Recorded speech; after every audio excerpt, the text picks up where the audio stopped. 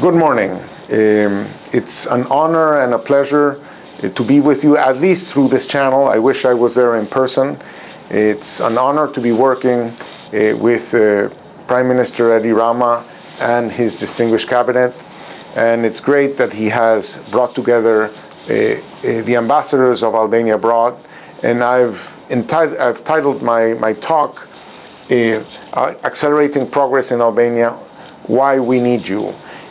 I'm going to present a framework for why it is that Albanian ambassadors abroad have a really important task to accelerate progress in Albania. The first thing I would like to say is that growth in Albania has been accelerating, and it's expected to accelerate. This is a chart I got from Prime Minister, from Minister Arben Ahmetaj. The growth in Albania is relatively good relative to its peers. It's partly driven by foreign direct investment. We've seen Statkraft invest in hydro. We've seen Shell investing in oil. We've seen TAP. So it's partly driven by these contacts that Albania has abroad. But at current rates, it will take forever for Albania to catch up with current levels of income in the EU. If Albania aspires to join the EU, well, it should aspire to join EU levels of income. And at current rates of growth, we will only reach average EU levels of income by 2070.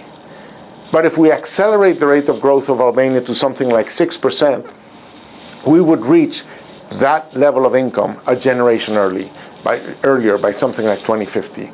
So it is really important. It's sort of like a generation difference, growing at the rate we're doing now and growing at the rate of something like 6%, which many countries have achieved in the past, and that I think is a natural ambition that Albanians should have. So in order to then talk about how to accelerate growth, I have to sort of like elaborate on at least my take of what's the secret of growth. And I guess that the secret of growth is something that economists like to call technology.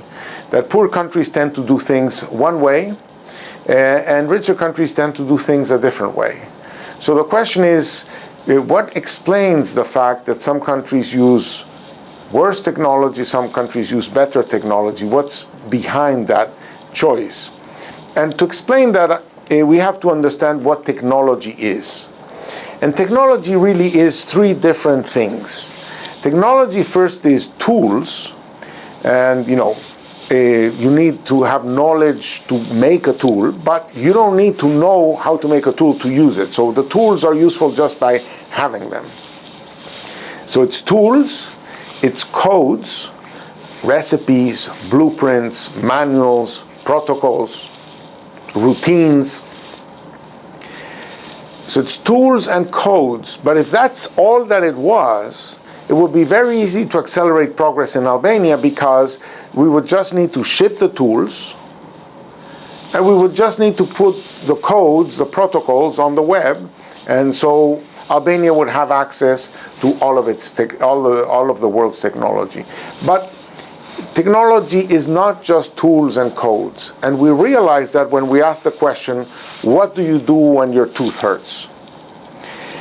And the answer obviously is not that you ask your wife or husband to download an article from the web and fix your problem, right? You actually have to go to a dentist. And the dentist uses tools. The dentist follows protocols. But the dentist mixes the tools and the protocols with something that's in his head, which we call know-how. And it's something that allows him to look into our mouth and see things that you and I cannot see. And he is able to move his hands in ways that you and I don't know how to move our hands. So in order to implement technology, you need tools, you need codes, but you also need know-how. And know-how only exists in brains. It doesn't exist in books, it doesn't exist in tools, it only exists in brains. So the problem with know-how is that you might have the know-how to do something, and Rafa Nadal might have the know-how to play tennis, but talking to Rafa Nadal does not improve your tennis game.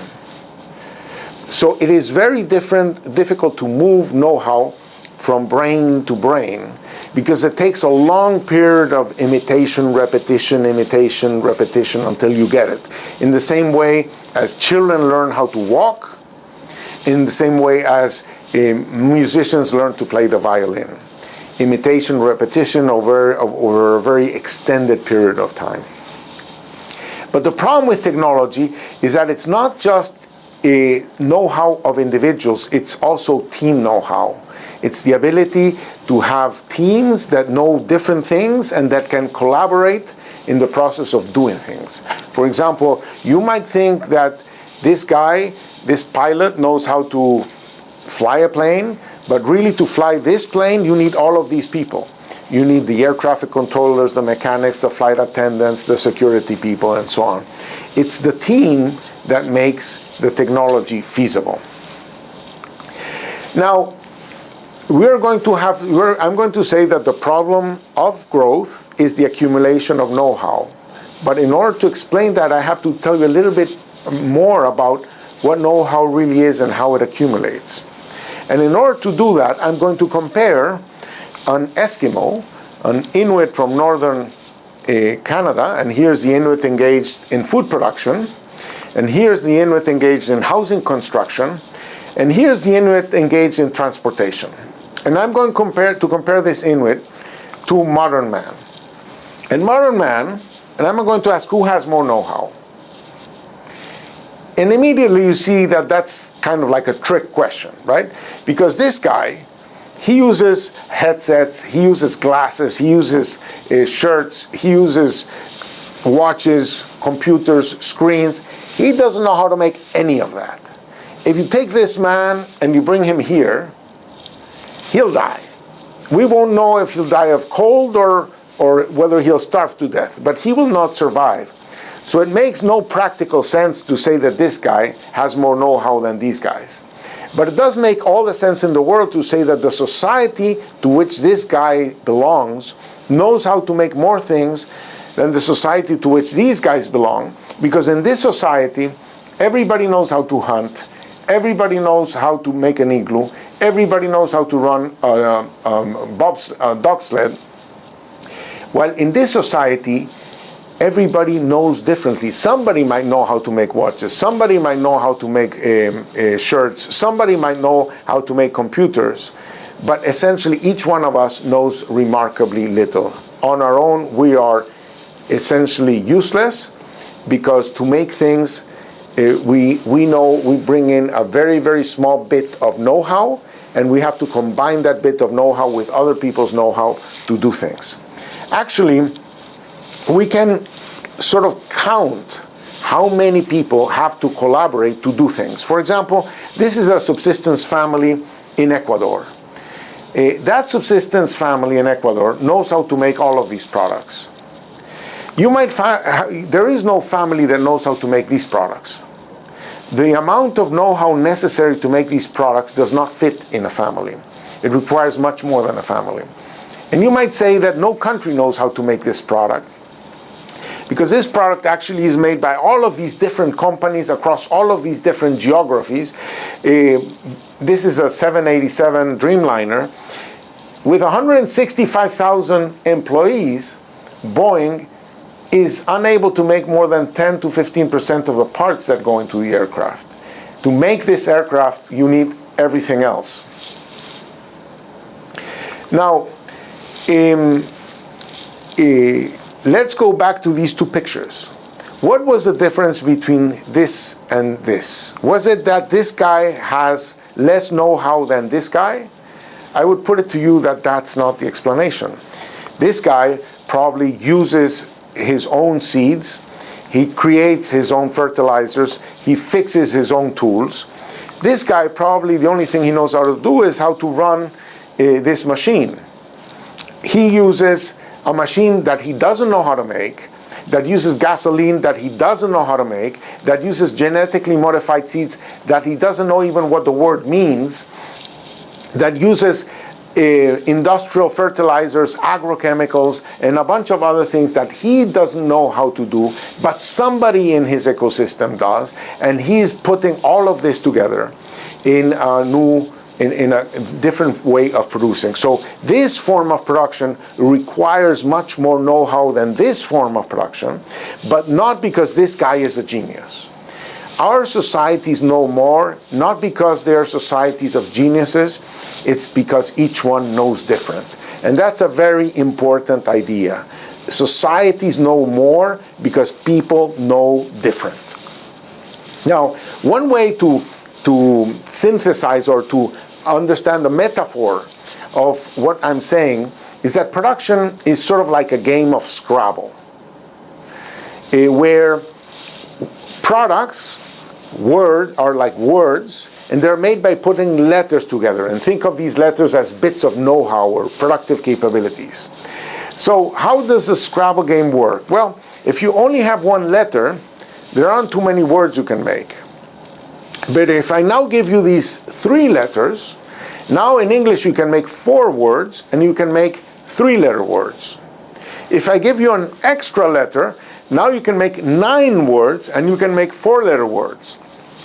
So you see, with 1 you make 1, with 3 you make 4, with 4 you make 9, with 10, according to the Scrabble website, you can make 595 words, and you can make words that are maybe 10 letters long. And if I give you 26 letters, you can make all the words in the English alphabet. So the more letters you have, 2 things are happening. The more words you can put together, that is, you can become more diversified, you can do more things.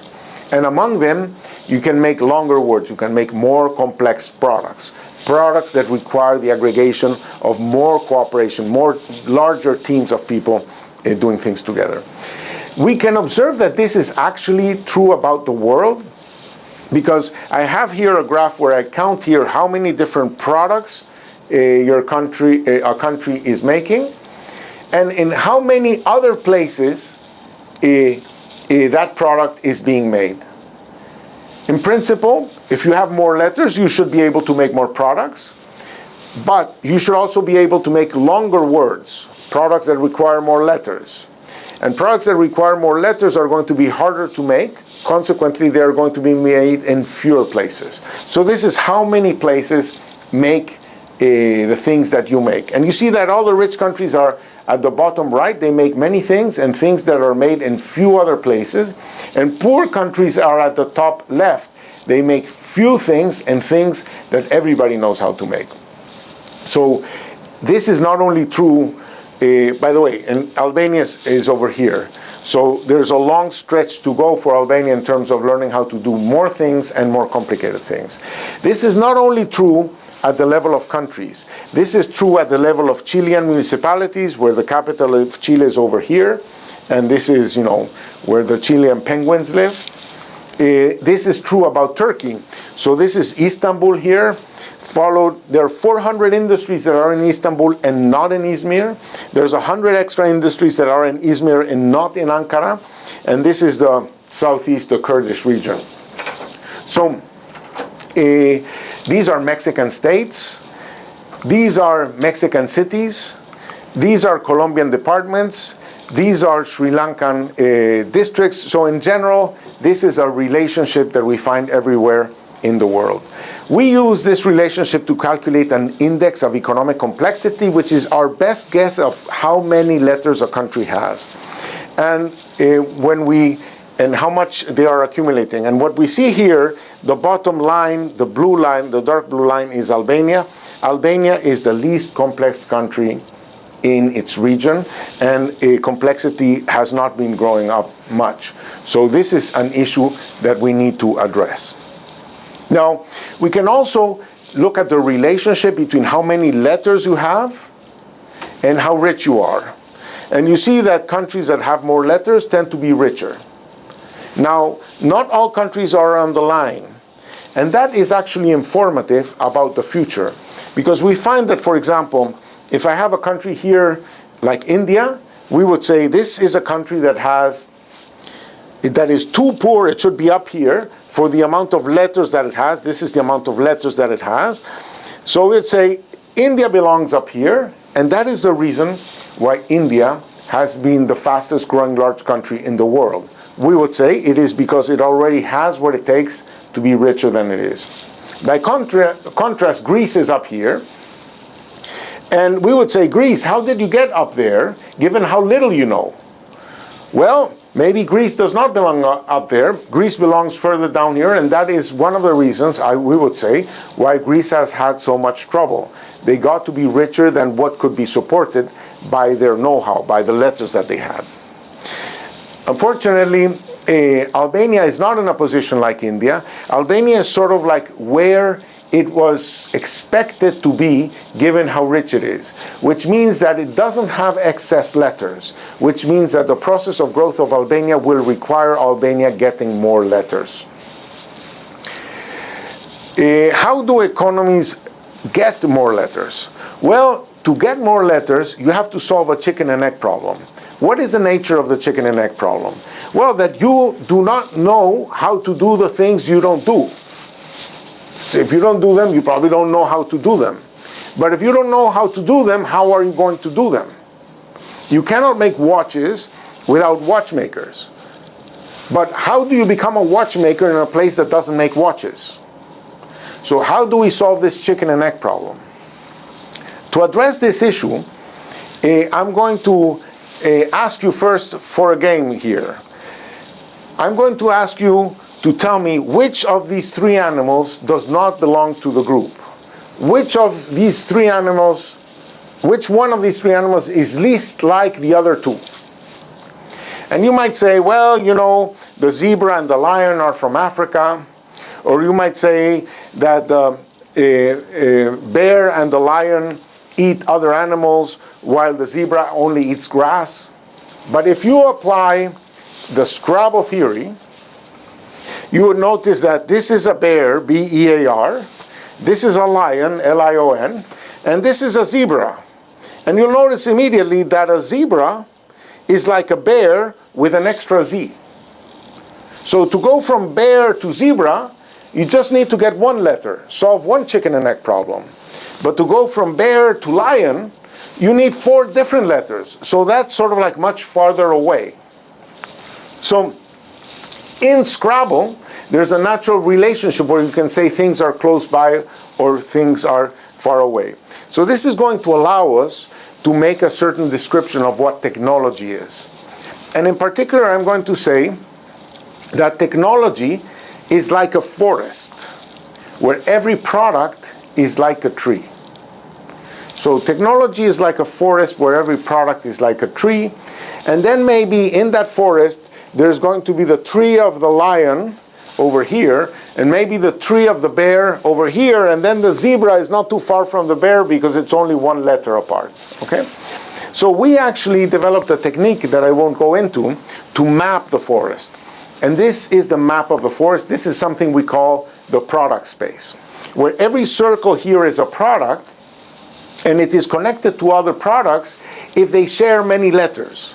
And the closer they are to each other, it's sort of like the fewer the chicken and egg problems you would need to face to go from one to the other. So this blue cluster here is garments. This brown cluster here is processed food. This red cluster here is construction materials. This blue cluster here is machinery. This purple cluster here is chemicals. And this light blue cluster here is electronics. At the end of the world here you have oil. At the end of the world here you have mining. You see that this space is very heterogeneous. It's not that there is a tree planted every 5 meters and so on. No, it's that trees are very close to each other over here. They're very close to each other over here. They're very far from each other in the periphery. So that's the shape of the technology. That's the shape of the product space. So products differ in 2 important dimensions. The first one is that products differ in how many letters they have. How long is the word? How complex is the product? So for example, electronics and machinery and chemicals would be long words, high complexity products. While cotton, rice, oil, and tropical agriculture would be a shorter word, right? So this is one dimension in which they differ. The other dimension in which they differ is how dense is the forest around that tree? How close are other products to this product? So for example, machinery is very connected, or garments are very connected, in the sense that if you know how to make one type of garment, if you know how to make one type of machinery, you can figure out how to make many other machines or many other garments. So that's the connectedness of this thing.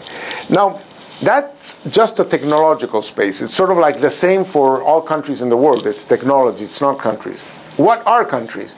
Countries are teams of people that know how to do things. So countries are collections of firms, companies that know how to do things. In our metaphor, a firm is going to be a monkey. And monkeys live on trees. So we would say that a garment company is a monkey living in the garment tree and lives off of making garments. So a country is going to be a collection of monkeys that are going to be populating some parts of the forest. And so, for example, I come from Venezuela. I can map here where in Venezuela, where are the monkeys in Venezuela. And you see that Venezuela has a few monkeys over here, over there. That's the big oil monkey over there in Venezuela. But the rest, gray stuff, we don't have monkeys there. Compare Venezuela to Mexico. So you see, Venezuela, Mexico, there is much more diversity in Mexico. There are many, many more monkeys in the forest in Mexico. And as a consequence, there are many monkeys in Mexico that are very close to other trees, while the monkeys in Venezuela are very few and very far from other trees. So if you look then at what does Venezuela exports mainly oil. While when you look at what Mexico exports a bunch of electronic products, automatic data processing machines, monitors, cars, other vehicles. They have a little bit of oil. They have a ton of other things. So it's obvious from here that Venezuela has very few monkeys, knows how to do very few things. It's very clear that Mexico has many more monkeys, knows how to do many more things. So we can look at what Albania knows how to do. Albania in 1996 was producing essentially footwear, some agricultural products, and so on. $260 million. 20 years later, Albania is exporting 8 times more than in 1996, but essentially of the same types of products. You see that it's the same colors, almost the same shapes, the same structure. So Albania has grown a lot, its exports, but essentially in the same types of products that were there 20 years ago. That's not the typical thing. This is, for example, China's share in the world.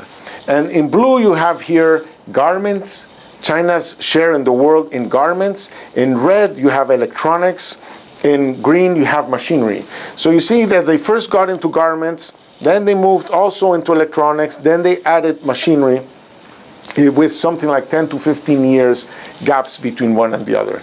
This is Thailand also. They got into garments, then they got into electronics, then they got into machinery, and as they got into these things, they started to abandon garments because now they're a richer country, higher wages, no longer competitive in garments, but it's not a problem because they can move into machinery, they can move into electronics. This is Vietnam. Again, they got into garments, then they got into electronics, now they're getting into machinery. This is Turkey. They got into garments, then they got into machinery, now they're also getting into electronics. This is Romania. They got into garments and now they're getting quickly into machinery and electronics. And this is Albania. They got into garments and they got into garments. There's very little action on machinery and electronics. Actually, if we want to be fair to Albania, it has been growing market share in minerals. That's partly chrome, partly oil. Also in agriculture, that has been growing as a global market share. But we don't see the transformation towards other forms of manufacturing that we've seen elsewhere. So if we look at the Albanian monkeys, they've taken over pretty much all the garment cluster. You see them there, but they're sort of like very, very sparse in the rest of the forest. So this is in the year 2000. This is now. So this is the year 2000, now, 2000, now. You see there's some movement, but not that much movement. If you look, for example, at Bosnia and Herzegovina, this was the year 2000. This is where they are now. This is the year 2000. This is where they are now. You see much more movement in the case of Bosnia. This is Turkey. This is where they were in the year 2000. This is where they are now. You see a lot more action. The monkeys are populating the forest, are jumping to nearby trees, populating the forest. We can look at actually what are the new monkeys in each country, how many new monkeys each country got. And we counted, for example, 97 new monkeys in Romania, 46 new monkeys in Bosnia-Herzegovina, only 14 new monkeys in Albania. And those monkeys added $1,000 per capita in Romania. They added $226 per capita in Bosnia-Herzegovina, and only $56 per capita in Albania. Only $150 million, these 14 new products. And these are the 14 new products. So it's tomatoes, cucumbers, cabbages, melons, and so on. A lot of new agricultural products that were added, some textile products.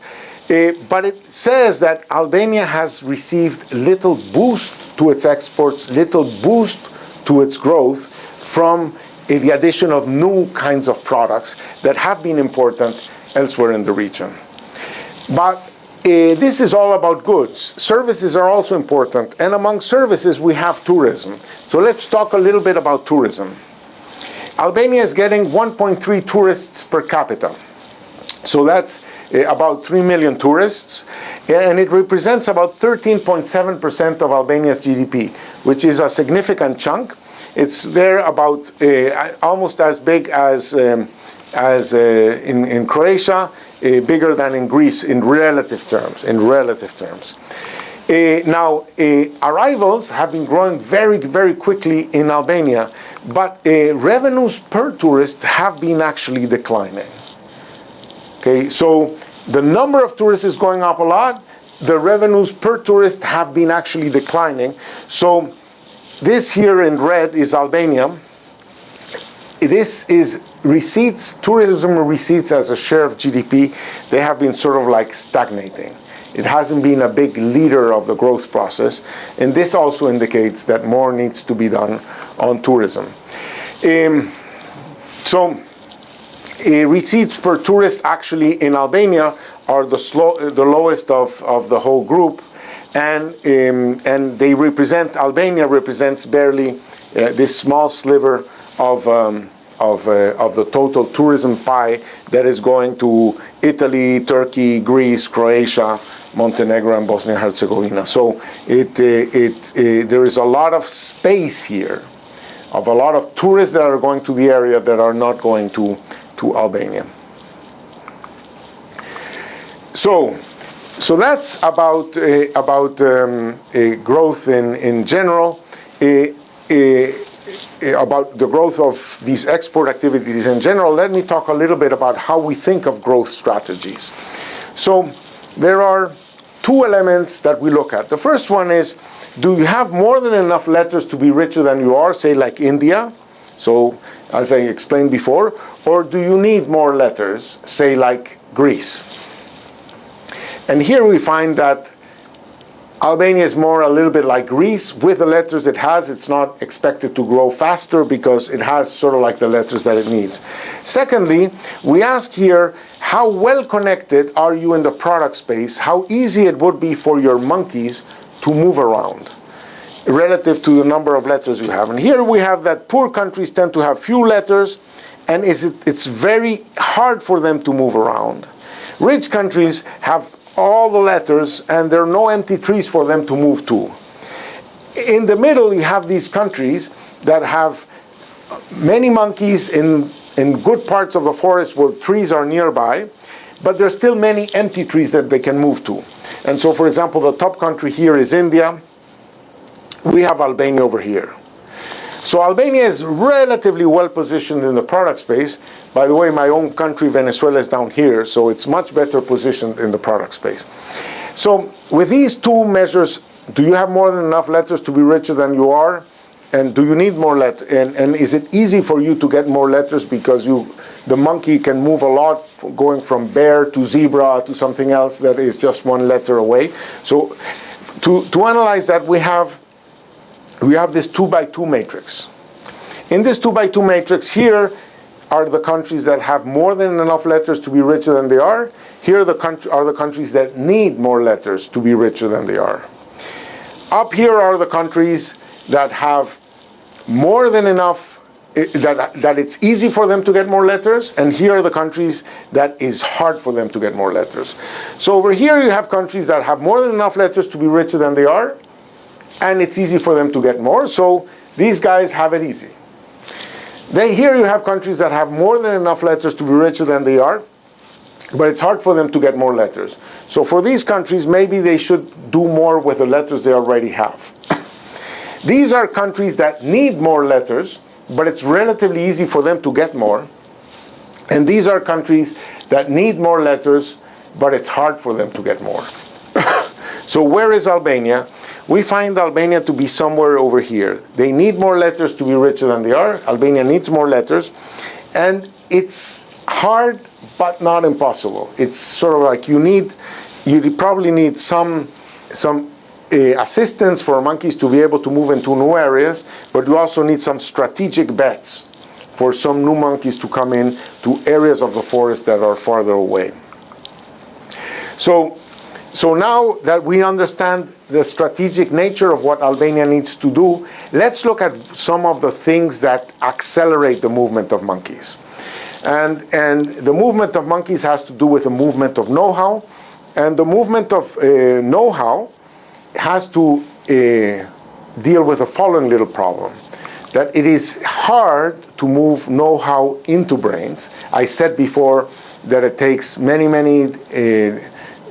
lot of time of imitation, repetition. Malcolm Gladwell says that it takes 10,000 hours to become good at something. So it's hard to move know-how into brains, but it is much easier to move brains. And that's a trick that the world has found. The world has found that, for example, if you look at Silicon Valley, in Silicon Valley, 52% of the entrepreneurs are foreigners. And foreigners meaning that they are not from the US. But Silicon Valley is in California, and California is a country of 40 million people. So if I only count the entrepreneurs of Silicon Valley that are from California, I would get a minuscule number. So innovation involves bringing brains together that already have know-how to combine them. So immigration is an important source of diversity. So immigration is an important source of know-how. Diasporas, we find, are also a very important form of know-how transfer. So we have research that shows that countries become good at the things that are done in the countries of their diasporas. And foreign direct investment is an important source of know-how. So let's explore these avenues for Albania. First, let's look at immigration. Everybody loves to compare themselves to Singapore, but they forget that in Singapore, 46% of the people are foreign-born. In Switzerland, 29% of people are foreign-born. In the US, 14% of people are foreign-born. In the UK, 13% of people are foreign-born. In Albania, only 2% of people are foreign-born. And if we ask where were the foreigners born, we find that there's very little heterogeneity among the immigrants. They are essentially 90% coming from Greece. So Albania has to make progress in spite of the fact that it has very few immigrants in its midst. In other countries where we're working in Panama and Sri Lanka, we're helping them change their immigration law to make themselves more attractive as an immigration destination. But Albania does have a very significant diaspora. The diaspora is about 1.5 million people, of people born in Albania. This does not count their descendants. And their descendants can be a very, very significant number. Moreover, it doesn't count the people born in Kosovo, the people born in Macedonia, the people born in Montenegro that think of themselves as Albanians. So Albanians are in Greece, in Italy, in the US, in Germany, and elsewhere. So we have a more diverse diaspora that we can tap into. And finally, there's foreign direct investment as a source of ideas. And the first thing I would like to say is that yes, foreign direct investment has been high recently because of Statkraft, because of Shell, because of TAP. But there are very few countries that are investing in Albania. This is how diversified is the country of origin of your foreign investors. And this is how many effective companies are actually investing in Albania. And you see that Albania has the least diversified FDI from the point of view of the countries that are investing in Albania, and the least diversified in terms of the number of companies investing in Albania. And these are the flows of FDI into manufacturing and tourism to the region. And you see that a lot of manufacturing is going into Romania and through Serbia and through Bulgaria, and barely 0.2% of the FDI that's going into the region is going into Albania. And this is in tourism. Of this pile of foreign direct investment of about $1 billion, Albania has received barely 0.9%. And tourism investments have been going to Bosnia, to Bulgaria, to Croatia, to Greece, to Montenegro, to Romania. Albania has been capturing very little of that FDI flow. So there are three types of FDI effort that I can talk about. One is or the way countries organize themselves to promote FDI. Typically, countries create something like an AIDA to promote FDI, but then they pass a law that says, I'm going to give stimuli, subsidies, and so on to attract investment, so long as the investor does A, B, C, and D. And then the supposedly investment promotion agencies, what they do is that when an investor comes, they check if it did A, B, C, and D, check the boxes, and then they say, yes, you are this kind of investor, so yes, you should get this subsidy. But what that does is it transforms the investment agencies, the AIDAs of this world, really not into investment promoters, but into sort of like investment authorizers. They're like sort of like an extra police that checks whether you abide by sort of like the conditions under which you are going to be favored. But actually that favor becomes a new obstacle. The second thing that AIDA-like institutions do is they do hand-holding. When an investor comes, they sort of like help them look around, they put them in touch with other people, they might make their life a little bit easier, they may develop a one-stop shop to make the whole bureaucratic process easier. But the real winners in the FDI game are the ones that do true promotion, that they don't wait for the company to come to Albania, they go to the company and talk to the company about Albania. And this is the step that I think Albania needs now. How to do that? Well, first of all, we have to develop the tools with which we can come up with lists of companies that should be in Albania that are not currently in Albania. We can use the tools of this presentation to come up with ideas, with lists. We can help you in the process, but we need to find companies that we need to target to talk to them about the opportunities in Albania. Number two, we need to develop our arguments. We need to develop pitch books that explain why that company should be in Albania, why that monkey belongs in the Albanian forest. What are the nearby monkeys? Why is it that these other people are already succeeding in Albania, which is an indication that this new monkey could succeed in Albania? Why is Albania an investable place? What is the cost structure of that industry? What are those costs in Albania? Why they should come? So we make pitches. We use the diaspora. We use as sources of contact, as connectors, as advocates that will connect each ambassador to these companies that we have to come up with a list for, so that they open up doors in these companies so that we can make the pitch of saying, you should be in Albania. You are already maybe in the region. Or maybe you invested 15 years ago in Poland, but Poland is now a much more expensive place. You should think of Albania now, etc. And then when they come, we invite them to come to Albania. And maybe, 1 in 10 will go to Albania. But this is a numbers game. We don't need 300 to invest.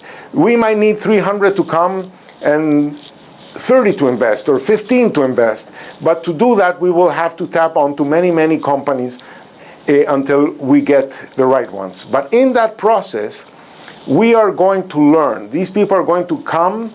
They're going to think about it. They may say yes, they may say no. But when they say no, they will tell us why not. What is it that is not attractive about Albania? What was the problem that stopped them? And that is critical information for the government to know what needs to be fixed in the policy environment, in the ecosystem of business. So that is the task we think needs to happen now. That is the economic diplomacy that I think needs to happen, of understanding the potential of Albania, communicating the potential of Albania, bringing in companies, bringing in back the diaspora, connecting to these opportunities, because we need to accelerate the rate of growth of Albania so that the next generation will have EU levels of income. Thank you very much.